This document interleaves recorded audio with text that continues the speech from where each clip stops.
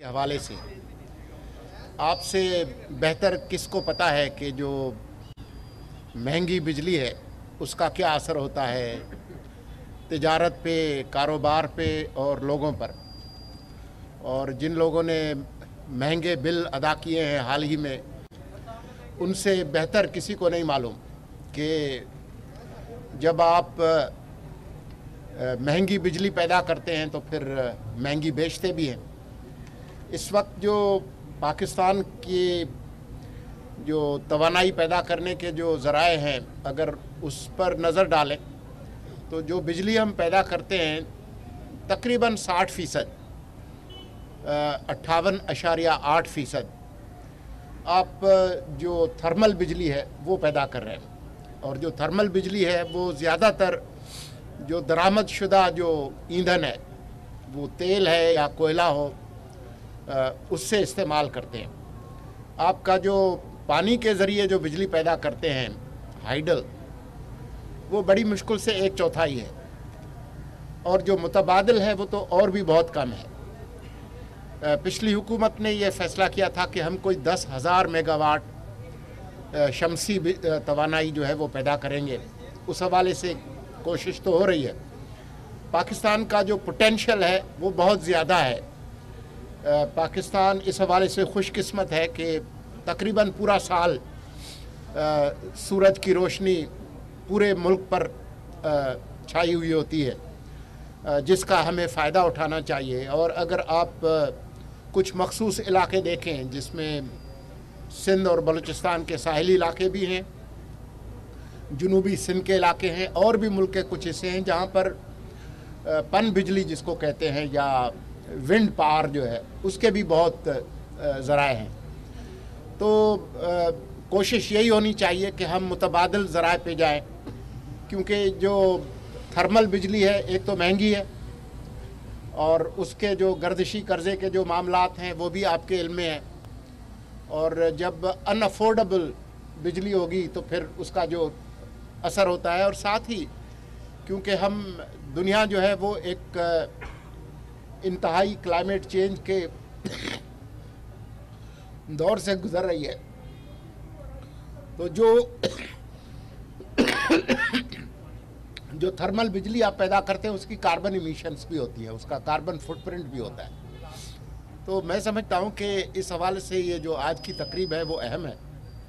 اور جو مستقبل کی حکومتیں ہیں، انتخابات ہونے کے بعد 8 فروری جمعرات کے دن انشاءاللہ انتخابات ہوں گے، تو اس کے بعد یہ اگلی جو پارلیمان ہے اور جو اگلی حکومتیں ہیں، یہ ان کے لیے ضروری ہے کہ وہ اس پالیسی کو جاری رکھیں اور زیادہ سے زیادہ توجہ دیں جو متبادل ذرائع ہیں توانائی کے، تاکہ جو ہمارے جو امپورٹ بل جو ہے، اگر 27 یا 30 ارب ڈالر اگر ہم صرف درآمد شدہ جو تیل ہے اس پر خرچ کریں گے تو پھر آپ کو پتہ ہے کہ جو معیشت کا جو حال ہے. تو میں مبارکباد دیتا ہوں ایک بار پھر اس تقریب کو منعقد کرنے میں، اور خاص طور پر عوامی جمہوریہ چین کا میں شکریہ ادا کرنا چاہتا ہوں. انہوں نے بہت مدد کی ہے. یہاں جو ہمارے چینی بھائی اور بہنیں یہاں پر موجود ہیں، اور جو چائنیز کمپنیز اس حوالے سے مدد کر رہی ہیں، ان کا شکریہ. چین اس وقت متبادل توانائی کے حوالے سے دنیا کے لیڈنگ ممالک میں شمار ہوتا ہے، اور جس طرح سے وہ ہمارے ساتھ اشتراک ہے وہ آگے بڑھے گا. اور مجھے یقین ہے کہ ہمارے جو مسائل ہیں معیشت کے ہیں، توانائی کے ہیں، ان پر ہم قابو پائیں گے. بہت شکریہ. فرمائیے گا کہ آپ نے مختلف سیاسی جماعتوں سے رابطے بھی کیے، ان سے ملاقاتیں بھی کی تاکہ نگران حکومت جو ہے غیر جانبدارانہ ماحول انتخابات کے حوالے سے دے، لیکن لگتا ہے کہ ایک بڑی جماعتیں جو ہے مائنس پی ٹی آئی کی اگر بات کی جائے تو وہ بھی کچھ تحفظات رکھتی ہیں فیئر جو ہے لیول پلینگ فیلڈ کے حوالے سے، خاص کر کے پیپلز پارٹی تو آپ کا بھی بڑا پیار رہا ہے، وہ بھی کافی تشویش میں ہے. میرا پیار سب سے ہے بغیر کسی تفریق کے، اور جمہوریت قبرستان نہیں ہے کہ اس میں خاموشی ہو. جمہوریت اپنے جوہر میں اس میں آوازیں آتی ہیں، شور ہوتا ہے، مکالمہ ہوتا ہے. تو یہ شکایات، تحفظات ये जमहूरियत का हिस्सा है, इस पर बिल्कुल परेशान नहीं होना चाहिए। जमहूरियत के अंदर ले दे होती है, लेन देन होती है, तो इस पर बिल्कुल भी परेशान ना हो। और शिकायत करना लोगों का हक है, जमातों का भी, अफराद का भी। इस पर बिल्कुल परेशान नहीं होना चाहिए और इन शिकायत को सामने भी आना चाहिए, चाहे वो मीडिया के ज़रिए हों, चाहे इलेक्शन कमीशन से राब्ते की शक्ल में हो, चाहे अदालतों में हो। ये सारे मामलात जो है वो चलते हैं। लेकिन मैं आपको यकीन दिलाता हूं कि जो निगरान हुकूमत है वो आइन और कानून के तहत इलेक्शन कमीशन की एआनत करेगी। इलेक्शन कमीशन की जो मौजूदा क़यादत है वो इंतहाई ज़िम्मेदार और काबिल लोगों पर मुश्तमिल है, और अभी तक जो उन्होंने निज़ामुल औकात दिया है वो उस पर चल रहे हैं, बेहतर तरीके से चल रहे हैं। और मुझे यकीन है कि 30 नवंबर जो कट ऑफ डेट है उसके बाद शेड्यूल जो है उसका भी ऐलान होगा। अच्छा सलंगी साहब ये बताइएगा कि सदर पाकिस्तान ने खत लिखा इलेक्शन कमीशन को, और उन्होंने कहा है कि जो तहरीक इंसाफ को और इमरान खान, उन्होंने खत लिखा है वज़ीर आज़म को। अच्छा सर, तो उसमें उन्होंने कहा है कि लेवल प्लेइंग फील्ड नहीं मिल रही तहरीक इंसाफ और इमरान खान को, आप क्या कहेंगे? उस चिट्ठी का जवाब जो है वो चिट्ठी से दिया जाएगा, तो उसमें कोई परेशानी की बात नहीं है। लेकिन कल भी मैंने कहा था, इससे पहले भी, कि सदर ममलकत पूरे मुल्क के सदर हैं, वो किसी जमात के सदर नहीं है, वो तमाम जमातों के सदर हैं, 25 करोड़ लोगों के सदर हैं। तो हम उनसे गुजारिश करेंगे कि वो अपना जो ओहदा है, आइनी ओहदा, जो कि वफाक की अलामत है, उसकी इज़्ज़त का ख्याल रखें। वो उनके लिए ज़रूरी है। बेहतर होगा कि वो किसी एक जमात के तर्जुमान ना बने, वो सब के तर्जुमान बने, ये ज़्यादा बेहतर होगा। किसी एक जमात के तर्जुमान बनने से उनकी जो इज़्ज़त है उसमें कमी आती है। हम चाहते हैं कि वो इज़्ज़त बरकरार रहे। अच्छा सुलंगी साहब, जमहूरियत के हंसते बसते शहर में एक जमात को कब्रिस्तान में तब्दील किया जा रहा है, उसका नाम पाकिस्तान तहरीक इंसाफ है। ना उसे जलसे जुलूस करने की इजाज़त है, ना गवर्नर मीटिंग्स करने की इजाज़त है। जो सर उठाता है उसका सर कुचल दिया जाता है। इवन के आप जैसे अच्छे खासे लोग जो आवाम के हक में बोलते थे, मालूम नहीं जब कुर्सी मिलती है तो किस चीज़ का नाम आप आइन और कानून रख देते हैं कि आइन और कानून कुचला जा रहा है और कोई बोलने वाला नहीं। ये किसी सियासी कारकुन का मौक़िफ़ तो हो सकता है, लेकिन मेरे ख़्याल में ये सवाल बनता नहीं है। अच्छा सुलंगी साहब ये फरमाइएगा कि हमने PTI के 4-4.5 साल देखे, पॉलिटिकल स्टेबिलिटी नहीं आई और इक़्तिसादी जो इस्तेहकाम है मुल्क में वो नहीं आया। हमने PDM के 15 माह देखे, ऐसी ही सूरत हाल है। अब हमने फिर उम्मीद लगा ली है कि एक नई हुकूमत आएगी, मुंतखब होगी और फिर स्टेबिलिटी आ जाएगी, मुल्क जो है वो तरक्की के रास्ते पे गामजन होगा। आपको लगता है कि ये तवक्कुआत हमारी दुरुस्त है? मैं हमेशा से एक रजायत पसंद शख्स हूँ, कभी भी नाउमीद नहीं होता। आपके आइन के प्रियम्बल में, तमहीद में, दीबाचे में लिखा है कि ये मुल्क उसके मुंतखब नुमाइंदे चलाएंगे।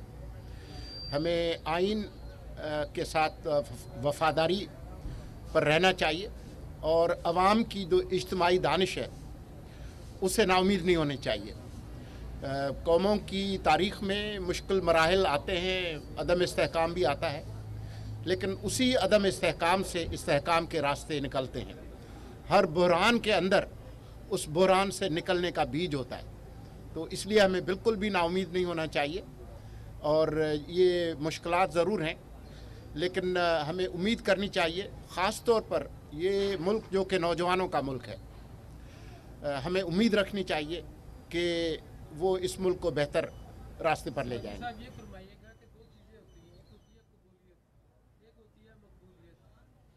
मकबूलियत वाली पार्टी को आपने हाथ बांध के कबूलियत वाली पार्टियों के सामने लड़ने के लिए खड़ा कर दिया है। क्या ये अवामी मैंडेट की तौहीन ना होगी और क्या जमहूरियत है? ये आपका ख्याल है, हक़ाइक़ इससे बिल्कुल मुख्तलिफ है। अच्छा लगता है ऐसे है कि सब रास्ते, सब जो वास्ते हैं वो नवाज शरीफ के वास्ते हैं। क्या ये बात दुरुस्त है कि वो अगले वज़ीर आज़म हैं? तमाम रास्तों का तयन पाकिस्तान के अवाम करेंगे। न मुझे ना आपको ये तय करने का अख्तियार है कि रास्ते किधर जाते हैं। रास्ता वहीं जाएंगे जो पाकिस्तान के अवाम तय करेंगे 8 फरवरी जुमेरात 2024। खड़े होते थे कि लोगों को उनका हक नहीं मिल रहा, लोग मुंतखब हुकूमत नहीं करते, कोई और करता है। जब आप हमारे जैसे सवाल करने वालों में होते थे, आज आप जवाब देने वालों में, तो कुछ मौके पर नहीं हो सर आपका। हर खेल में हर किरदार अदा करने वाले जो एक्टर है उसको उस रोल के साथ वफादारी करनी होती है। ये किरदार अच्छा है या वो किरदार अच्छा था? खेल के तमाम किरदार अहम होते हैं। अच्छा सलूमी साहब, ये बता दें कि मुल्क की जो मैशियत है, हमने माजी की 2 हुकूमतें देखी, एक 16 माह की, एक 30 साल की हुकूमत देखी। किस हुकूमत में फॉल्ट था जो मुल्क की स्टेज तक आया? और दूसरा, माजी में जो जर्नलिस्ट हैं वो उर्दू पर भी रहे, निगरान वज़ीर आला भी रहे, वफाक में भी रहे, उन पर फिर इल्ज़ाम लगता रहा जो शफाफ इंतखाबात में पैंती फैक्चर का जो इल्ज़ाम था वो मशरूबा दी गई। इस हवाले से क्या प्लान आप कर रहे हैं कि कल को आप पर उंगली ना उठे? देखें, अगर आप ये सोच कर कि आप कोई अच्छा काम करेंगे और आप पर कोई इल्ज़ाम तराशी नहीं होगी, तो फिर जो कुछ नहीं करते कमाल करते हैं। इस डर से कि आप पे कोई उंगलियां उठेंगी, आप अपने ज़मीर के मुताबिक कुछ ना करें, ये तो कोई तरीक़ाकार नहीं है। तो मेरे ख़्याल में अगर आपका ईमान ठीक है और अगर आप सिरात मुस्तकीम पर हैं, तो आपको बिल्कुल परेशान नहीं होना चाहिए कि कौन क्या कहता है। आपको सुबह उठकर आईने में देखना चाहिए और रात को सोने से पहले सोचना चाहिए कि जो आप कुछ कर रहे हैं आपका ज़मीर मुतमईन है या नहीं है। बाकी जो फ़ैसला है वो पाकिस्तान के अवाम करती है, तारीख़ करती है, और तारीख़ के जो फ़ैसले हैं वो अटल होते हैं। सुरंगी साहब, ये रहनुमाई फरमा दें कि क्या गवर्नर हाउस में तमाम सियासी जमातों को मीटिंग्स का हक है या सिर्फ ये नवाज शरीफ का प्रेरोगेटिव है कि वो पिछले दिनों 4 घंटे 18 मिनट गवर्नर हाउस लाहौर में मीटिंग्स करते रहे हैं? क्या बाकी सियासी जमातों को भी ये हक है? कल आप मुझसे पूछेंगे कि ऐवान सदर में कौन कौन लोग गए थे, फिर मैं उसका क्या जवाब दूंगा। ये जो बात है इस पर मेरा तबसरा बनता नहीं। देखें, आप कुछ मफरूज़े बता रहे हैं। लॉन्च किया गया, आपने किसी को लॉन्च करते हुए देखा है? जिस तरह वो आए हैं, कैसे आए हैं? जहाज़ में आए हैं। यही तासुर दिया जा रहा है जिस तरह वो आए हैं। और देखें, मैं तासरात पर कोई तबसरा नहीं कर सकता। सीसीपीओ साहब ने उनको सलूट किया। आप मुझे बता दें कि सलूट करने पर कौन सी पाबंदी है? मुल्क के जो अगर 3 दफ़ा वज़ीर आज़म रहे हैं उस पर सलूट करने पर क्या पाबंदी? ऐसा करें कि आप मेरे साथ एक टॉक शो कर लें, वो ज़्यादा मुनासिब होगा, क्योंकि अब आपके सवाल ख़त्म हो गए हैं। तो आपका बहुत शुक्रिया।